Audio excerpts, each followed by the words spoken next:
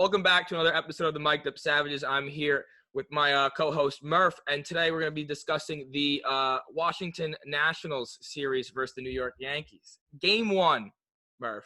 Baseball's back. What are your thoughts on the game? Cole had a good start. Only one blemish, first inning. Gave up the long bomb to Adam Eaton. But other than that, he held down the fort, right? 5 innings, 5 Ks, only 1 walk, 1 hit. Got the complete game due to weather. It was pouring. It was freaking pouring, dude. It was showing the highest. I was reading on Twitter, trying to get updates, and they're like, it looks like it's lining up. And then you pan to the field, and it's just waterfalls coming down from the stadium. Like, what? They were not going to resume that game. It would have been, yeah. I mean, they had – and LeMahieu didn't start that game. Tyler Wade slowly – looking like a smart baseball player on the base pads, running. He's got some wheels. Played good defense. I was happy with his performance. I think he did all the little things right. One of the few guys on the roster batting 1,000 right now. Well, he was after the day. He was leading the major leagues in batting average. Just speaking that Met fan. Hey, Tyler Wade. I always have that. Stanton, the big G. The home run and a key double. I don't know if you watched it live, the game. Did you? Yeah. He said the announcers were saying that this white noise of no one talking in the stadium besides the teams could help Giancarlo Stanton break out to his former MVP self. I believe could that be a factor? I definitely believe it. I think it's not that he doesn't handle the pressure well. It's just one of those things as a player who's gotten a lot of scrutiny, especially last season, only playing 4 or 5 games, if that. So obviously immense pressure. He's getting paid all this money. And I think not having that background noise chirping at you hey, you're not worth the money. Hey, you strikeout king or whatever, X, Y, Z, etc. I think just blocking out that, not having that is just money for him. And then on top of that, he's lost some weight and he looks – not that he didn't look big before, but he just looks way healthier, way more loose, and you can tell this just swings so much better. His discipline, he looked really good. I'm really happy with what I saw with him, especially game 1. Offensive production-wise, though, it really came from the top of the order, Judge and Stanton. But, I mean, you got Gardner and Sanchez in there. Sanchez, I get it's opening day, okay? 3 Ks in a row. Really bad. I think he saw maybe 12 pitches in the 3. Terrible swings, too. Terrible swings. Gardner got gypped a few times, but he also K'd 3 times. They literally gave Scherzer half of his strikeout total. Yeah. Scherzer had a really weird start. Yeah.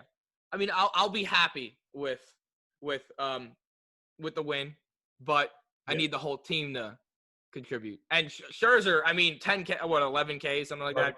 Good start, but the 4 runs, yeah. At first glance, you're looking at the stat. You're probably looking at the score and you're thinking, oh, wow, Scherzer's having a bad game. And then you look at the stats and it's 11 Ks. Yeah. Literally, I think his main thing was his fastball. It wasn't locating well. I mean, but his off speed was nasty. Dirty. His changeup is the best in the game. The sliders, he was locating them. Money. Just interesting start from him. Dominant, yet not dominant.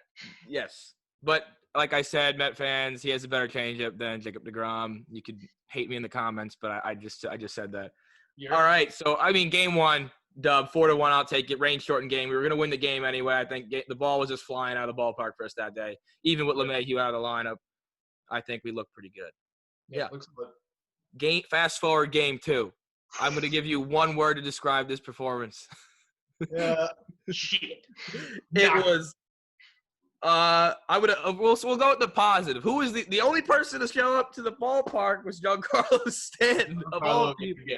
The only guy. And he had probably the hardest hit ball you'll see all season. Yeah, 121 miles an hour. Ridiculous.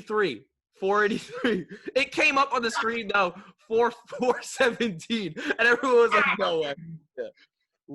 He didn't even leave the box he had picked it. No backflip, nothing. He was like, "Oh, is that?" And then it was gone. He was like, "Oh, wow." It got out in a hurry too. Yeah, 121 out to center. James Paxton.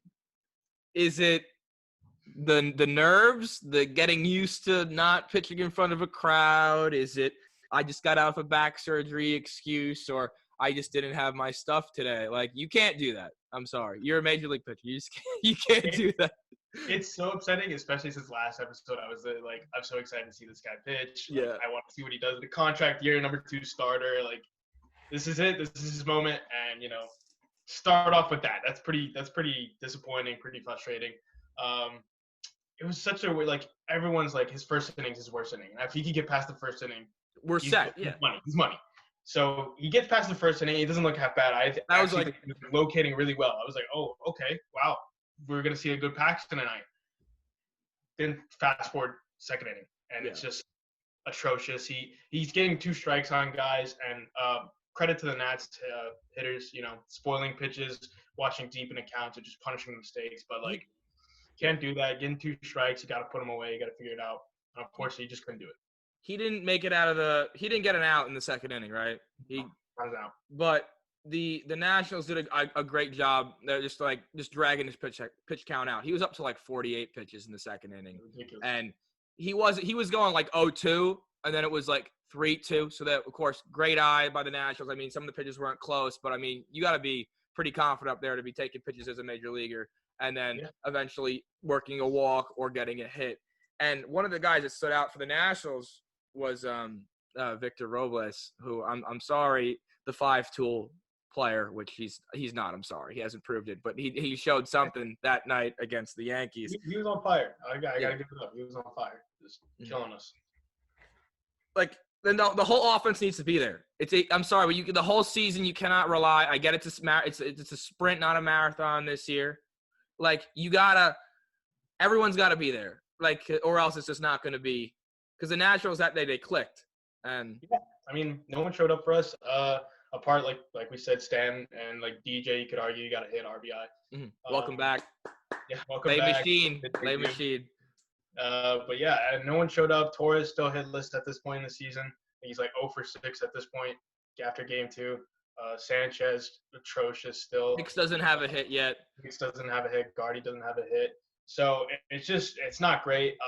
Penn didn't look great either, but we weren't pitching like, Those weren't the top goons that day. Yeah, and I kind of feel bad for Michael King because it's like, I know as a major leaguer, you have to be ready for any situation, especially a guy in his role who's going to like mixture of start and relief. So in a way, he's got to be ready for that situation. But I don't think even he was prepared to have to jump right in, essentially an emergency start. He looked good right away out of the gate, but then he gave us 2 solid innings, and then unfortunately the 4th and 5th, he just made some crucial mistakes in there. Wasn't really locating. Hung the slider right up in there for who was it? I don't remember, but hung a slider, just getting punished, and that's what happens in major leagues. You make a mistake, they punish you. So that's like his second major league appearance. I mean, you get it out early in the season. Okay, I'll take the L this time, but a little stat to make you upset, because I know this made me also upset because I saw this while the game happened, or I may have saw it yesterday. But fun fact: Sonny Gray has now 34 straight starts with 6 hits or fewer. It's a major league record. Dude, it's so depressing. It's just honestly heartbreaking. Some people just can't pitch in New York, man. So, it happens. I mean, that's all. I mean, it's just mind blowing. But I mean, good for him. Yankees dropped that game, 9-2. I kind of after the 5th, I kind of gave up. Yeah, frustrating. But fast forward game 3 next day. Nice sunny day out for Loaisiga, the opener, versus Patrick Corbin. Patrick Corbin was dealing that day. He got me scared, dude. He got me scared. Everything was firing for him. He was locating the ball well, making all the right pitches, the right times. His final stat line: 6 and a third, 2 hits, 1 run, 8 Ks. I mean, I think they have the best rotation in baseball. Yeah, I'd agree. When Strauss is healthy, of course, he had that nerve issue, which kept him out of game 2. But the pen looked amazing. Yeah, Penn was dominant. I like what I saw. I liked what I saw out of the whole pitching staff. Loaisiga, the velo looked really good. He was throwing some nasty off speed too. Very nice velo from Loaisiga. He's a guy with high potential. Like if he can piece it all together and just really come together as the full package, I think the sky's the limit for that kid. And the pen looked amazing. Just no complaints from pitching all the way around. Loizaga almost got out of it without a run allowed. The last batter he faced, he was 2-2, and he shook off the fastball away and wanted a fastball inside, and he gave up the home run on the fastball inside. So, like, that's a bummer. But Ottavino actually didn't give up a home run, unlike he did in the playoffs last year, so I was very happy with that. Very pleased with that. Green, 2 innings, got the dub. Win. Canely, big dog Canely, got the hold, and Britton escaped a big jam there at the end, which Dude, my heart sank. My heart was sinking. Sanchez, bro, like, what are you doing? Like, he used to, I don't know if you saw it, but the slot, like, it was a fastball and he completely missed it. I get Britton has a nasty run, but you completely missed it. And the ball went straight to the backstop. I'm like, and then Bonifacio moved up to second. Yeah, I mean, we got lucky that he overslid the bag. But that's when the baseball gods are like, Yankees, you're winning today. You know, he's like, I give it to you. I'll give it to you. And then he's like pumped up, like Sanchez, like, you almost just cost us the game there. Again, and then I don't know. What were your thoughts on that game? I want to hear a little something from you on that game. Definitely a slow start. I mean, it made me kind of nervous, going through Corbin just dominating typical Corbin fashion. Solid number 3 starter again. Why they probably have the best rotation in the league. Luckily, Torres came to life for us there.